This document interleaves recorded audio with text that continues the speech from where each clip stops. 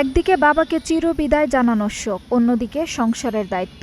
এই দুই বাস্তবতার মাঝেই নিজের ভবিষ্যতের লড়াই থামতে দেননি বাগেরহাটের এইচএসসি পরীক্ষার্থী ইকন। বাবার দাফন শেষে রাতেই ছুটেছেন কর্মস্থলে, আর পরদিন সকালে অংশ নিয়েছেন এইচএসসি পরীক্ষায়। তার এই সংগ্রামের গল্প ছুঁয়ে গেছে অনেকের হৃদয়।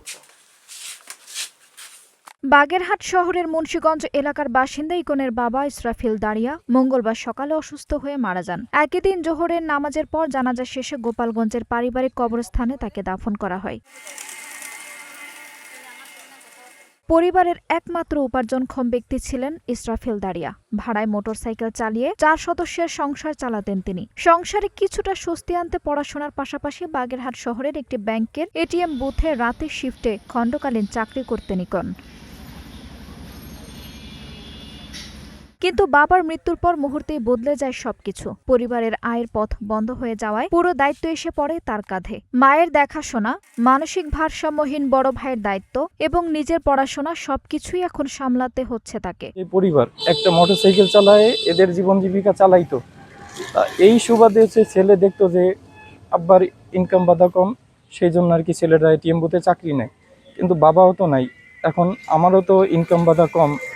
অনেক আগে থেকে আমি দেখে আসতেছি এদের, কিন্তু আমারও তো আর্থিক অবস্থা খারাপ। এখন ওদেরকে যদি সরকার যদি কোনো সহযোগিতা করে, সরকার যদি কোনো দৃষ্টি আকর্ষণ করে, সমাজে অনেক গণ্যমান্য ব্যক্তি আছে, তারা যদি ওর দিকে একটু নেক নজরে দেখে, ছেলেটার জিন্দেগি পরিষ্কার, ও অনেক মেধাবী।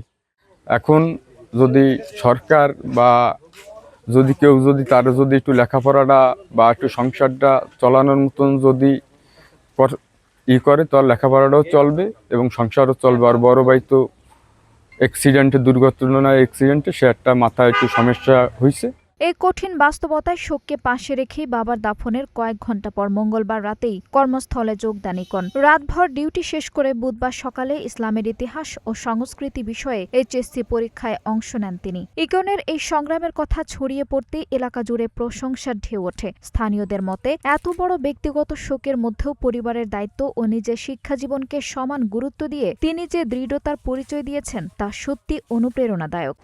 ওই যে ছেলেটা বাবা মারা গেল, ইসরাফিল, ও মোটরসাইকেল চালাতো, ওদের সংসার ওইভাবে চলতো। এখন ছেলেটা পড়াশুনো করে, খুবই মেধাবী। এখন বিত্তবানরা যদি এগিয়ে আসতো, ওদের দিকে হাত বাড়াতো, ওদের মাথায় একটু হাত রাখতো, অসহায় মানুষের পাশে একটু দাঁড়াতো, তাহলে মনে হয় ছেলেটা আর ভালো হতো।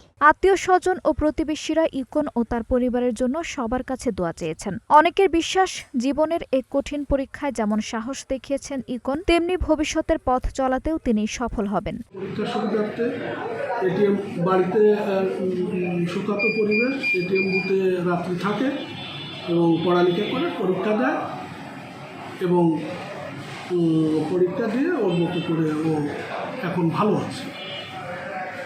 আর আমরা ওকে সহযোগিতা করার সার্বিক বিষয়াদির কথা বলেছি। কোনো সমস্যা হলে যেন আমাদের সাথে যোগাযোগ করে এবং আমরা ওকে সেইভাবে দেখাশোনা করি। আঞ্জুম হক আরবি, নাগরিক প্রতিদিন।